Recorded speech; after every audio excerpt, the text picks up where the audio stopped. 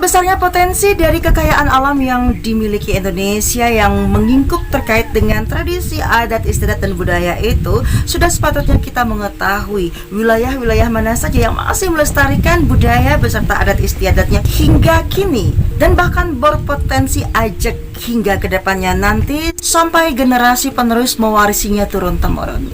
Baik pemirsa, berikut ini adalah 10 daftar nama desa adat yang mewarisi dan melestarikan adat istiadat, tradisi, dan budayanya yang mendapatkan ranking 10 besar versi IDN Times.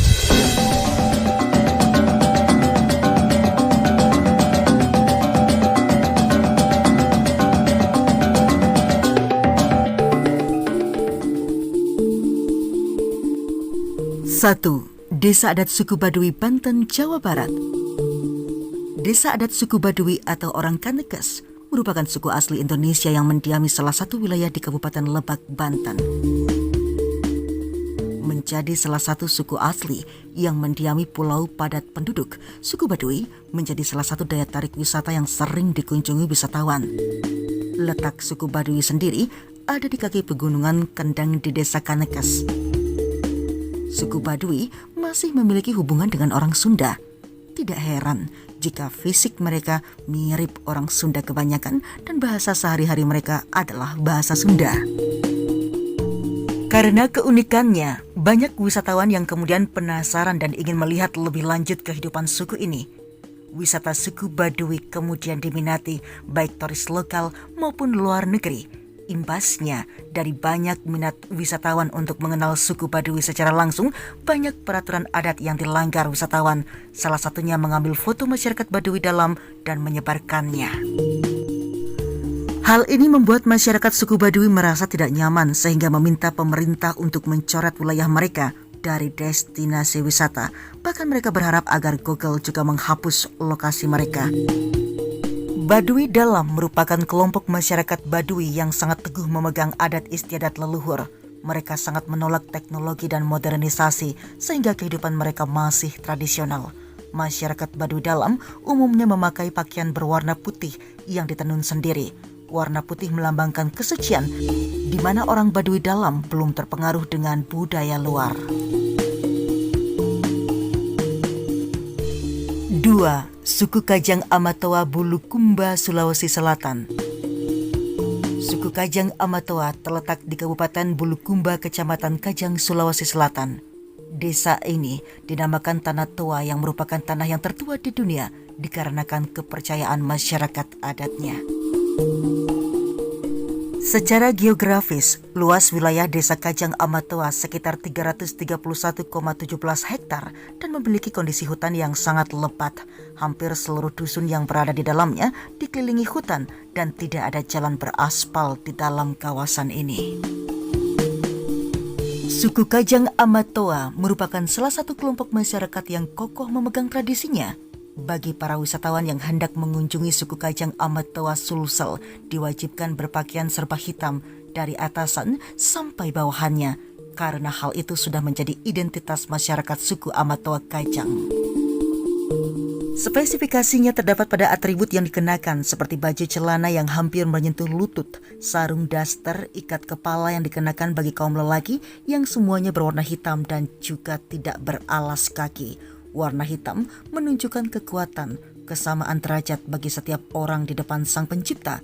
Bahasa sehari-hari penduduk adat Kajang menggunakan bahasa Makassar yang dialek bahasanya merupakan bahasa Konjo sebagai bahasa sehari-hari. Berkunjung ke Desa Kajang Amatoa belum lengkap tanpa mempelajari kearifan lokal masyarakat dalam melestarikan budaya dan adat istiadatnya yang telah bertahan ratusan bahkan ribuan tahun. Pengunjung akan disuguhkan dengan wisata budaya yang sangat berkesan dan tentunya akan menjadi pengalaman menarik untuk diceritakan nantinya.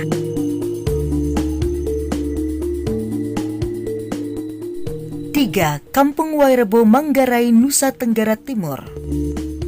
Desa Wairebo termasuk ke dalam daftar desa tertinggi di Indonesia. Berada di ketinggian 1.200 meter di atas permukaan laut, membuat Wairebo kerap dihiasi dengan kabut tipis setiap paginya. Kampung Wairebo memiliki 7 rumah utama. Rumah adat Mbaru Niang di Desa Wairebo dianggap sangat langka dan berlokasi jauh di atas pegunungan.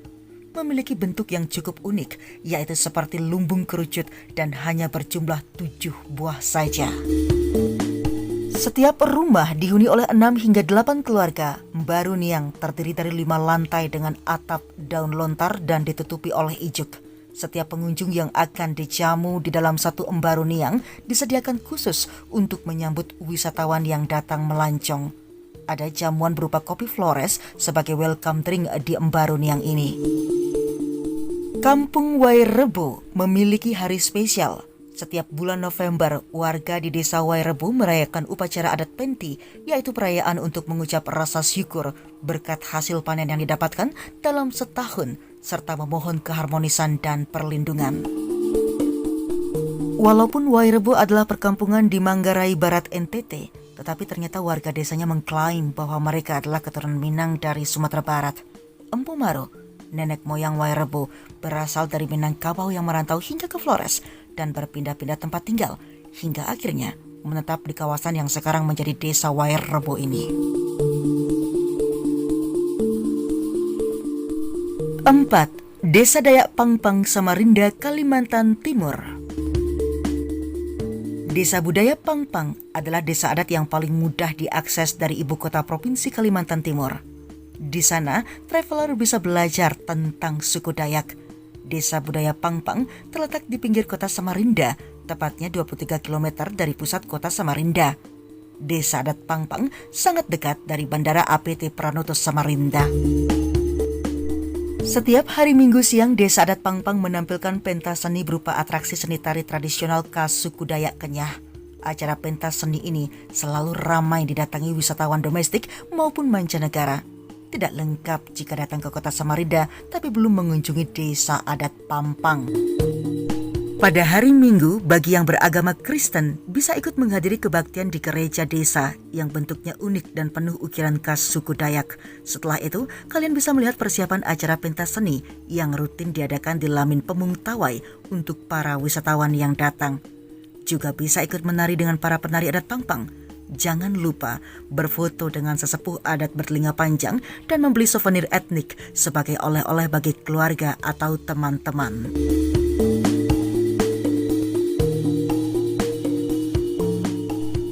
5. Kampung Naga, Tasikmalaya, Jawa Barat. Kampung Naga ini terletak di Desa Neglasari, Kecamatan Salawu, Kabupaten Tasikmalaya, Provinsi Jawa Barat. Yang unik, letak kampung ini berada di tengah lembah. Tidak hanya itu, Kampung Naga ternyata masih mempertahankan kearifan lokal dan budaya yang mereka jaga sejak dahulu. Keunikan yang dimiliki adalah tata letak rumah dan arsitektur yang khas. Dan bagi para pengunjung, sesaat sebelum masuk kampung harus melapor terlebih dahulu. Dan di sini tidak ada plang desa wisata. Kampung Naga merupakan sebuah kampung adat yang masih lestari. Di sini masyarakat masih memegang adat tradisi nenek moyang mereka. Mereka menolak intervensi dari pihak luar jika hal itu mencampuri dan merusak kelestarian kampung mereka. Warga Kampung Naga sendiri menyebut sejarah kampungnya dengan istilah parium obor. Parium jika diterjemahkan dalam bahasa Indonesia yaitu mati atau gelap. Dan obor itu sendiri berarti penerangan, cahaya, dan lampu. Jika diterjemahkan secara singkat, yaitu matinya penerangan. Hal ini berkaitan dengan sejarah Kampung Naga itu sendiri. Mereka tidak mengetahui asal-usul kampungnya. Penduduk Kampung Naga semuanya beragama Islam. Sebagaimana masyarakat adat lainnya, mereka juga sangat taat memegang adat istiadat dan kepercayaan nenek moyangnya. Walaupun mereka menyatakan memeluk agama Islam, mereka tetap menjaga warisan budaya leluhurnya.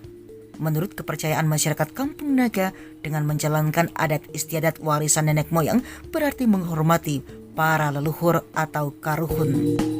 Kepercayaan masyarakat Kampung Naga kepada makhluk halus masih dipegang kuat. Percaya adanya jurik cai, yaitu makhluk halus yang menempati air atau sungai, terutama bagian sungai yang dalam.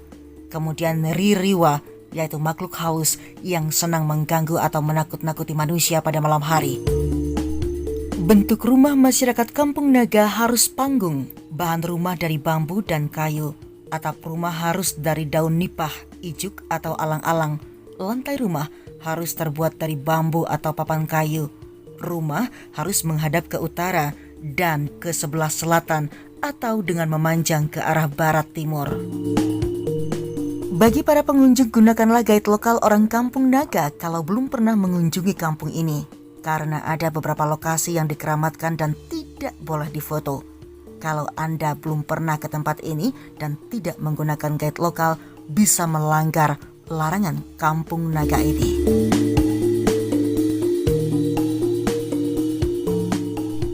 Enam, Desa Trunyan, Bali. Desa Trunyan adalah desa kuno yang dihuni oleh orang-orang yang menyebut diri mereka Baliaga atau Bali tua yang hidup dengan cara yang sangat berbeda dari orang Bali lainnya. Candi Baliaga di desa ini dinamai Pusar Jagat yang berarti pusar alam semesta. Arsitekturnya sangat tidak biasa dan berdiri di bawah naungan pelindung pohon beringin yang masif. Berbeda dengan orang Bali pada umumnya, orang Trunyan tidak mengkremasi atau mengubur orang mereka yang sudah mati, tetapi hanya meletakkannya di kandang bambu hingga membusuk alami. Meski begitu, tidak ada bau busuk. Koleksi tengkorak dan tulang yang mengerikan terletak pada platform batu dan daerah sekitarnya. Mayat tidak menghasilkan bau busuk karena aroma wangi dari pohon taru menyan besar yang tumbuh di dekatnya. Taru berarti pohon dan menyan berarti bau yang harum. Nama Trunyan juga berasal dari dua kata itu. Wanita dari Trunyan dilarang pergi ke pemakaman saat mayat dibawa ke sana. Hal ini mengikuti keyakinan yang berakar kuat bahwa jika seorang wanita datang ke pemakaman saat mayat dibawa ke sana, maka akan bencana di desa mereka. Misalnya tanah longsor atau letusan gunung berapi. Peristiwa semacam itu sering terjadi dalam sejarah desa mereka.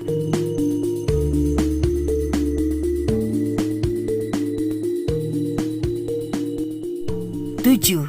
Desa Adat Sijunjung, Sijunjung, Sumatera Barat. Desa Adat Sijunjung terletak di Desa Koto, Padang Ranah dan Tanah Bato, Kecamatan Sijunjung, Kabupaten Sijunjung, Sumatera Barat. Kebuntuan terkait nama kampung terjawab saat suara perempuan minta tolong yang memecah keheningan. Suara itu berasal dari tepi sungai Mananti. Tak satu pun yang mampu menyelamatkan perempuan yang terjepit di himpitan batu. Perempuan ini dikenal dengan Siniar, nama kebangsawanannya Putih atau Putri Junjuang. Hanya Syekh Amaluddin berhasil membebaskan Putri Junjuang yang saat itu sedang terjepit. Peristiwa itu yang kemudian menjadikan Ninik Mamak atau tokoh adat sepakat menamakan daerah ini dengan Si Junjuang. Putih Junjuang itu yang hingga kini dibuatkan patungnya. Dalam sistem matrilineal Minangkabau, laki-laki sama sekali tidak mendapatkan warisan hartanya. Kalau ia meninggal, harta itu akan kembali kepada orang tua perempuannya atau kepada adik dan kemenakan perempuannya, kecuali harta mata pencahariannya boleh diwariskan ke anak-anaknya. Rumah adatnya adalah rumah gadang, bentuknya bagonjong, merupakan salah satu arsitektur rumah adat yang dimiliki Minangkabau. Cirinya adalah bentuk atapnya melengkung seperti tanduk kerbau.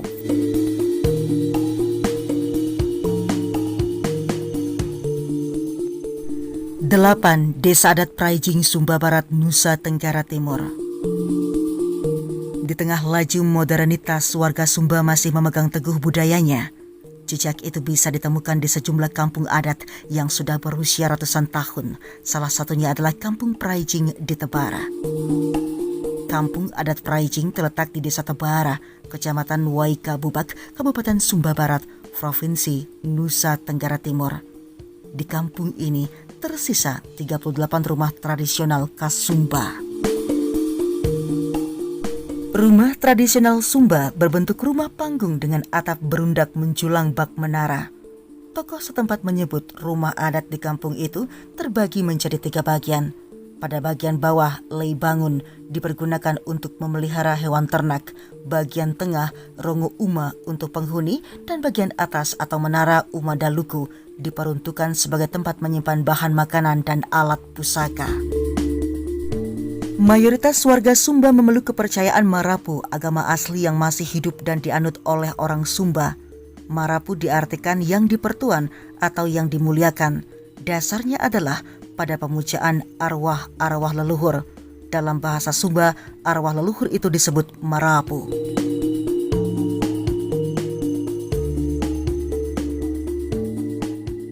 Sembilan, Desa Ketekesu Tanah Toraja, Sulawesi Selatan.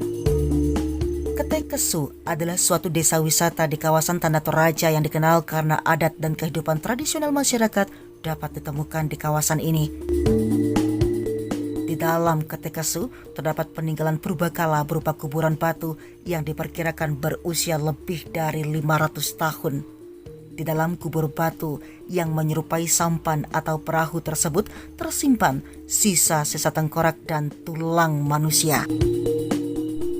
Terletak 4 km di bagian tenggara Rantepau, Ketekesu terdiri dari padang rumput dan padi yang mengelilingi rumah adat Tanah Toraja, yaitu Tongkonan. Sebagian rumah adat yang terletak di desa ini diperkirakan berumur sekitar 300 tahun dan letaknya berhadapan dengan lumbung padi kecil. Tidak hanya terdiri dari 6 tongkonan dan 12 lumbung padi, Ketekesu juga memiliki tanah seremonial yang dihiasi oleh 20 menhir. Di dalam salah satu tongkonan terdapat museum yang berisi koleksi benda adat kuno Toraja, mulai dari ukiran, senjata tajam, keramik, patung, kain dari Cina dan bendera merah putih yang konon disebutkan merupakan bendera pertama yang dikibarkan di Toraja. Beberapa makam adat di Ketekesu telah ditutup dengan jeruji besi untuk mencegah pencurian patung jenazah adat atau tau-tau. Beberapa jenazah dapat dilihat jelas dari luar bersama dengan harta yang dikuburkan di dalamnya. Peti mati tradisional atau erong yang terdapat di desa ini tidak hanya berbentuk seperti perahu, namun juga ada yang berbentuk kerbau dan babi dengan pahatan atau ukiran yang menghiasinya. Masyarakat yang hidup di desa ini umumnya memiliki keahlian sebagai pemahat dan pelukis, sehingga selain menjadi objek wisata, tempat ini juga dimanfaatkan untuk menjual berbagai pahatan dan souvenir tradisional Toraja. Hampir semua kubur batu diletakkan menggantung di tebing atau gua. Selain itu di beberapa tempat juga terlihat kuburan megah milik bangsawan yang telah meninggal dunia.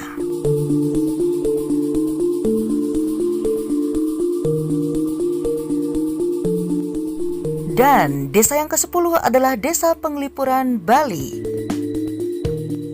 Desa yang terletak di Kabupaten Bangli ini adalah desa adat yang menjadi primadona pariwisata di Bali. Desa ini juga mengantongi predikat sebagai salah satu desa terbersih di dunia. Bagaimana tidak, saat masuk ke desa ini tak ada satupun sampah yang terlihat. Pengunjung akan disambut deretan tanaman hijau yang asri, disempurnakan dengan pemandangan gunung yang menyejukkan mata. Sebagai desa adat yang masih menjunjung tinggi nilai-nilai luhur nenek moyang, tata ruang Desa Penglipuran pun mengusung patokan adat yang sudah turun-temurun. Desa ini dibangun dengan konsep Trimandala. Tata ruang desa dibagi menjadi 3 wilayah, yaitu Utama Mandala, Madya Mandala, dan Nista Mandala. Pembagian wilayah tersebut diurutkan dari wilayah paling utara hingga paling selatan. Di Desa Adat Penglipuran terdapat hutan bambu yang luasnya mencapai 45 hektar atau sekitar 40% dari luas keseluruhan desa. Hutan bambu yang mengelilingi desa ini terus dijaga dan dilestarikan sampai saat ini sebagai bentuk pelestarian warisan dari para leluhur dan wujud nyata dalam menjaga keseimbangan antara manusia dan alam semesta. Masyarakat setempat juga percaya bahwa hutan bambu ini adalah bagian dari awal sejarah keberadaan mereka. Hutan bambu juga memiliki fungsi sebagai kawasan resapan air, maka hutan ini disebut sebagai hutan pelindung desa. Baik pemirsa, demikianlah 10 desa adat Indonesia yang mendunia. Kekayaan budayanya membuat bangga setiap mata yang memandangnya. Saya kreator video Juru Tapakan Selobi Omnivora mengucapkan terima kasih atas kebersamaan Anda di channel ini. Sampai jumpa.